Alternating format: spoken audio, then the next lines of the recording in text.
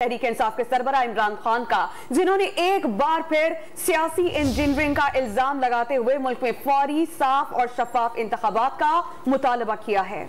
कराची में कन्वेंशन से video link के जरिए खिताब में दावा किया कि मुल्क तारीख के सबसे बड़े बहरान से दो चार है। एक मजबूत हुकूमत ही मुल्क को इस मुश्किल से निकाल सकती है।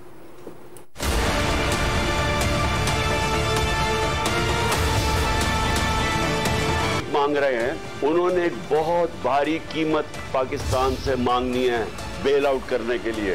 वो बड़ी कीमत वो पाकिस्तान की सलामती के ऊपर, उसके ऊपर हम कॉम्प्रोमाइज करके वो कीमत देंगे उनको। एक मजबूत और गवर्नमेंट आए जिसको लोगों को और बिजनेस कम्युनिटी को इत्तेमाद हो कि 5 साल के लिए आई है। उसके बाद वो इनकलाबी स्टेप्स ले, वो स्ट्रक्चरिंग करे पाकिस्तान की, वो सर्जरी करे पाकिस्तान की, जो कोई कमजोर हुकूमत नहीं कर सकती।